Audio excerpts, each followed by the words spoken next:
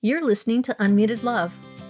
Hi there, I'm C. Ushelman, and with 35 years as a marriage and family therapist and 25 years as a parent of 2 children I brought home from the foster care system, I want to welcome you here to Unmuted Love Podcast, the one place where nothing is off limits to say out loud about parenting children from difficult beginnings. Stop for a minute, stop and breathe for a minute, long it over your head, try to listen instead, won't you? Think for a minute, who you wanna be for a minute, don't get over your head, you're like everyone else, aren't you? Sometimes it's real sweet around here, and sometimes it ain't so pretty, because this is 100% Unmuted Love. So let's go. You'll be just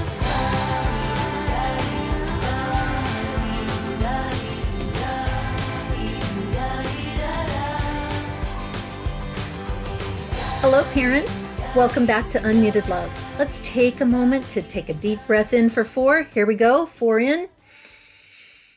Hold it for 4.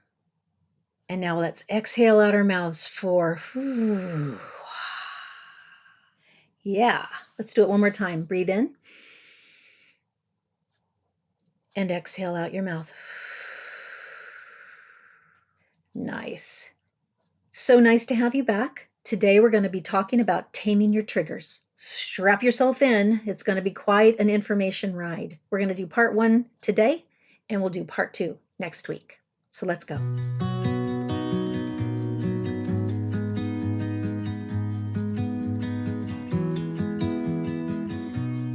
So this is really all about parents. And if you are here and you're not a parent, you are maybe someone who works with parents, this is some of the way you can help parents that you might work with. So this is about healing yourself. You know, sometimes people come to parenting or come to therapy for me to help their kids or to fix some behavioral problems with their children. But really, the avenue that I usually find is that helping parents work with their own internal issues, whether it's from past trauma or whether it's just from beliefs you have about children or parenting.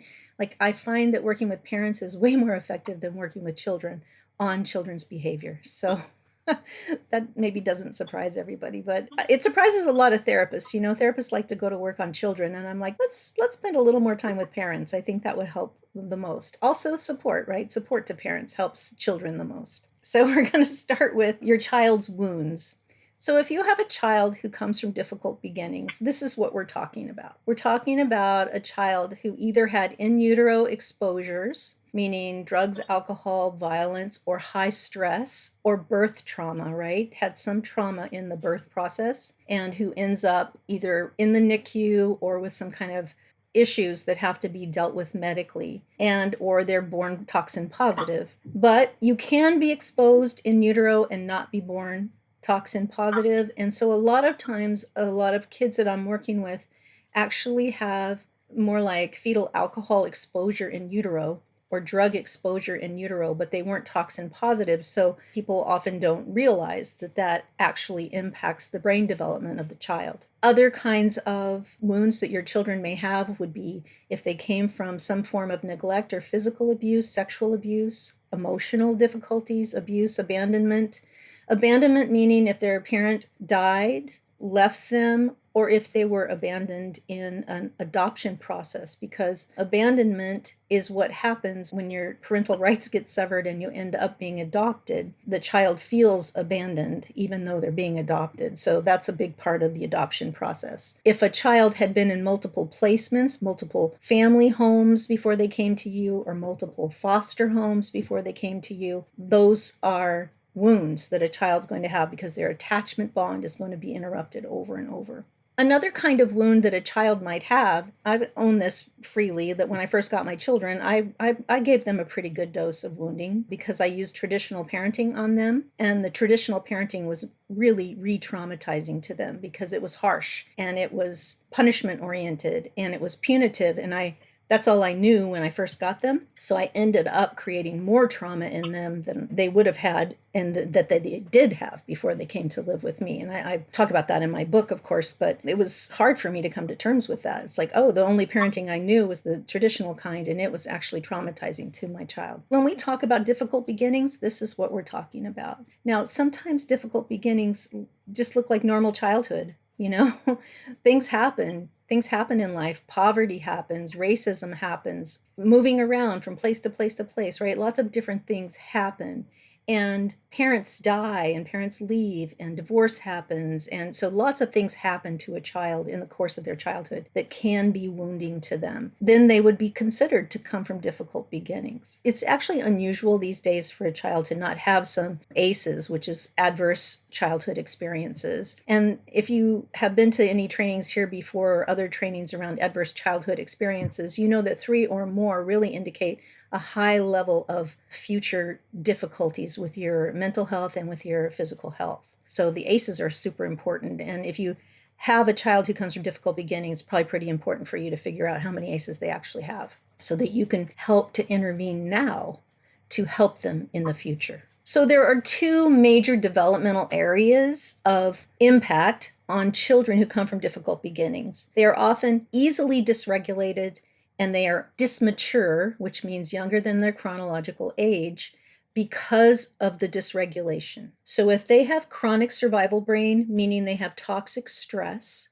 and their cortisol is high, and they get activated easily in life by everyday life events, then they have high cortisol that floods their prefrontal cortex, which is in the functional development part of their brain, where their cause and effect is, where their sequential thinking is, where their good judgment is, their moral development. I mean, a whole lot is in your prefrontal cortex. So if it gets flooded with cortisol, it essentially goes offline.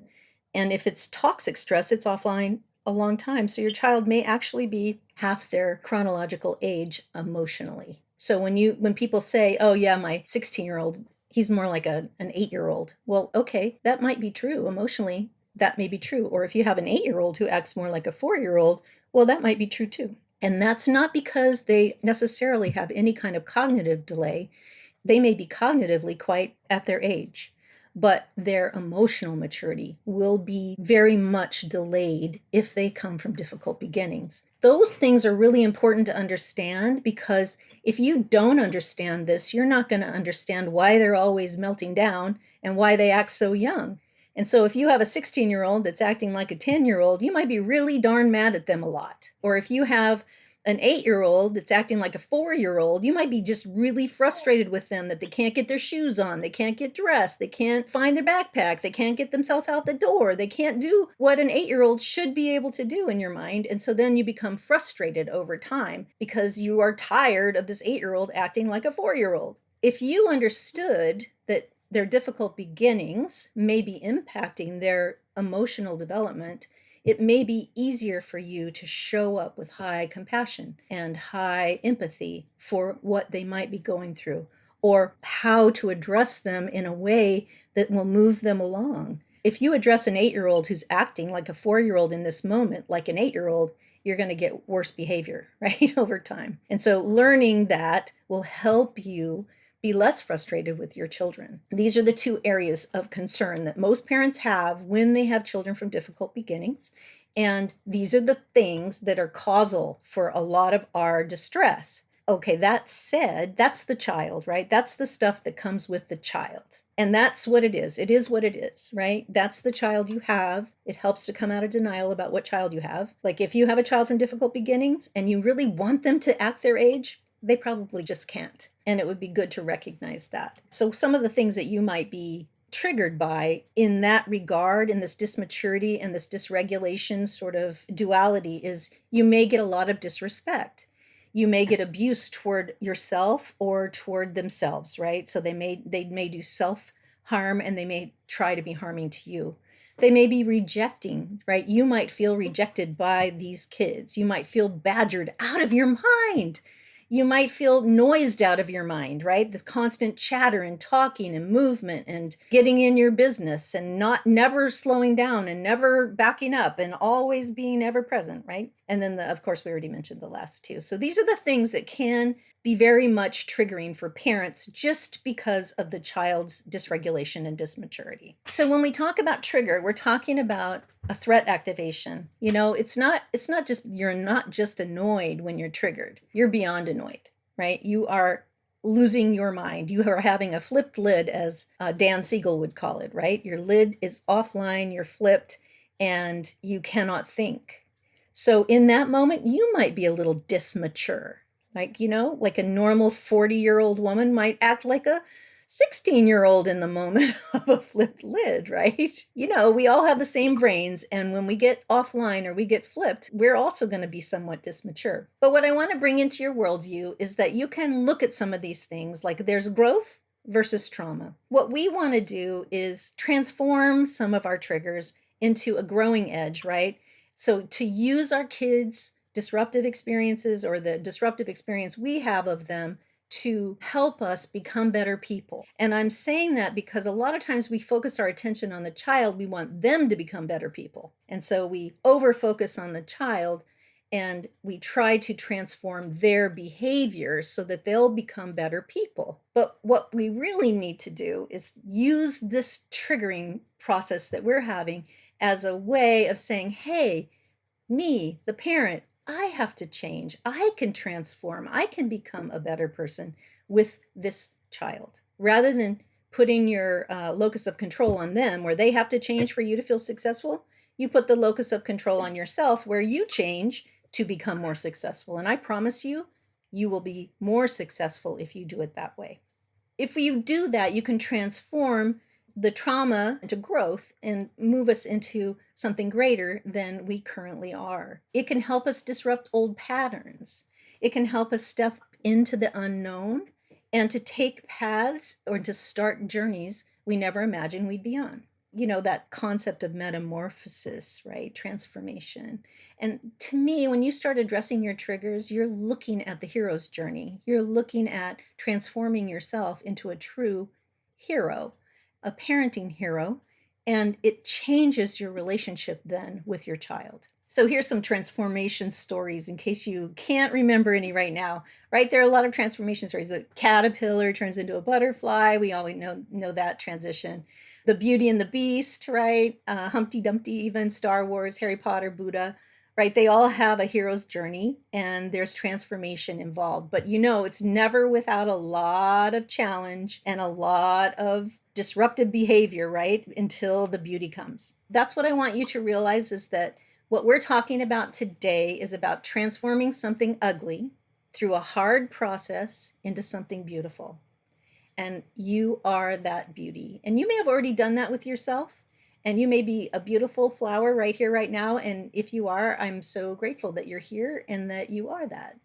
I didn't have the opportunity to be so beautiful when I was a younger parent. I was pretty darn ugly at times because I didn't understand the behavior I was looking at in my kids. And I didn't understand my own history and trauma. And I certainly didn't understand how that was being activated all the time in my relationship with them. So that was a long time ago. Thank goodness I learned a few things, and I'm just bringing what I learned to you. I want you to take a minute to take some notes for yourself. So what we're going to look at is, what is the biggest challenge for you when your child flips their lid into emotional distress? Like when your child melts down, what is it?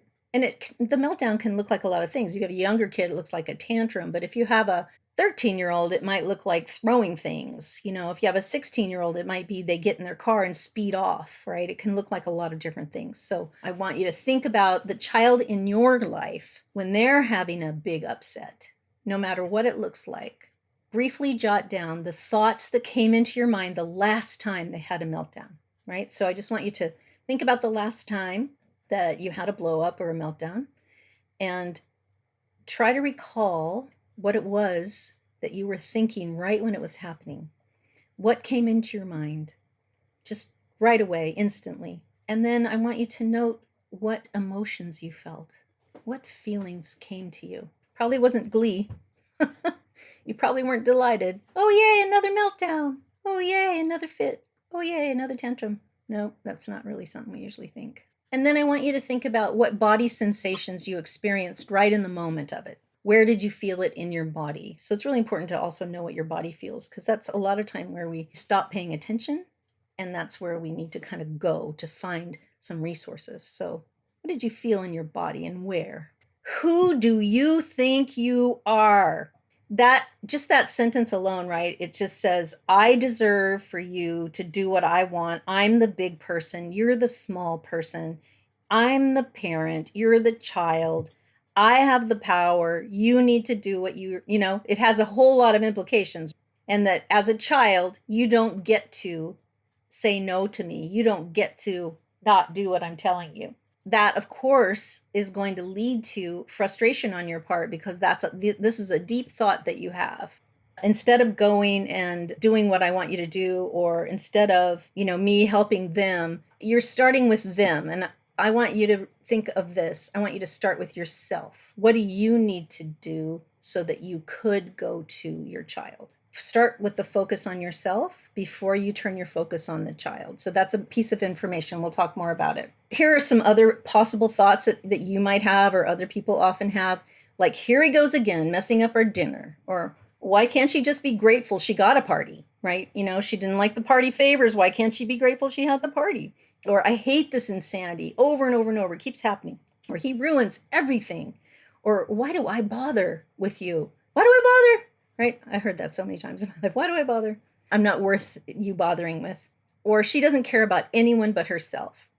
So she's just selfish. So these are some possible thoughts that come into your mind when someone is saying no to you, or someone is having an upset or emotional outburst.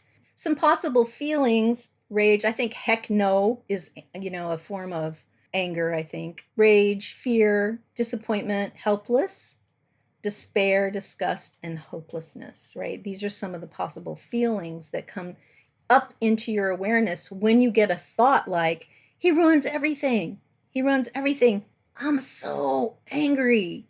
Or it may be, he ruins everything and I'm so disappointed, right? You could collapse into it. It doesn't always have to come in the form of anger and rage. So a lot of times our triggers look like very different than anger and rage. So it's not being triggered doesn't necessarily mean that high end. It can be the low end. Oh, I don't know. I don't care. Do whatever you want. It's pointless to try and do anything with you. Some body sensations you might have are clenched jaw, a racing heart, holding your breath or held breath, tightness in your neck and shoulders. Boy, I have that. My shoulders will be up around my ears. Squinted face, where you get a kind of tight face, or feeling crouched inside, like you're small and shriveled up inside. You might tighten your fists, or you might feel a big lump of coal in your throat, or you might just feel collapsed in a kind of helpless state.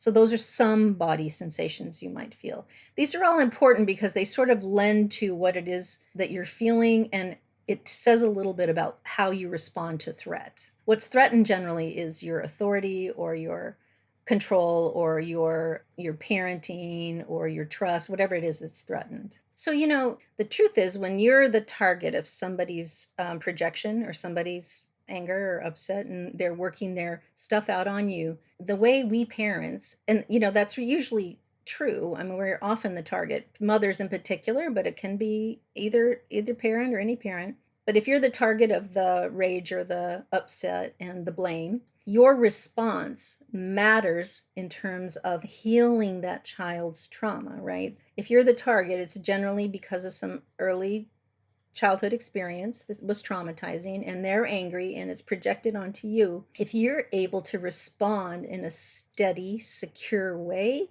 to that, you can be a huge healing component in their lives. But if when you respond in anger, or with punishment, or with more wounding, then you're not going to be able to be a healing factor in that child's life. When you begin to see what role you're playing and how impactful your response is, right, you can do it differently, especially if you have compassion for what's going on. Automatic reactive behaviors would be getting angry and trying to shut it down, or pulling away and being rejecting, yell and tantrum right back at them. That's actually a really common one. Give up, feel hopeless, check out. or in frustration, frighten the child to shut the child down, spank, slap, bark orders, or say sorry. I'm sorry, right? Just try and fix it. Slap, hug, yell, apologize, flee, right? Any number of things might happen in like consecutive order to try and make it go away.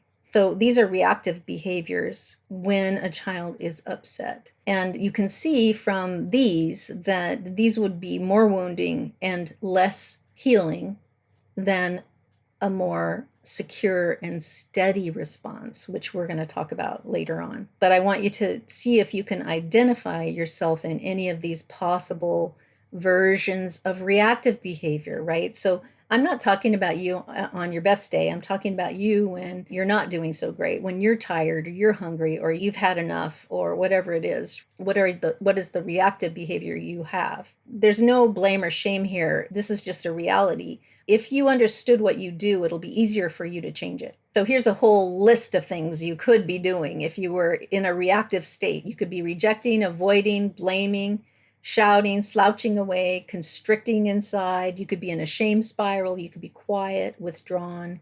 You could freeze. You could go into self-criticism. You could numb, right? Numb out. You could pull back. You could shame yourself or shame others. You could cut off, be angry. You could lash out. You could rant, and you could lecture. You can get revenge. You could have revenge fantasies. You could have high voltage on the inside, right? You could just feel like you're going to blow up. And sometimes, of course, you could rage in your rant. That's what reactive is. So if you do any of these, you are still reacting. Some of them are more benign than others, right? If you just got quiet, more power to you. I mean, of all the reactions, quiet would be probably the smartest one to have, is to just be quiet if you can't say anything that isn't somewhat blaming or angry. Well, here's what I want you to see is that this is what the disembodied dysregulation cycle looks like. Everybody's is going to be maybe slightly different, but this is kind of how it works. The child is reactive somehow, right? That's what a meltdown is, a child having a reaction. You might have said, go do something, and they're like, no, and they just lose it, right? Their child being reactive triggers your threat system. It gets activated. This is if you're having a disembodied dysregulation cycle. That means if you're triggered. Sometimes your child being reactive isn't triggering to you for whatever reason, right? You're well rested, you're calm, you're steady, you're ready.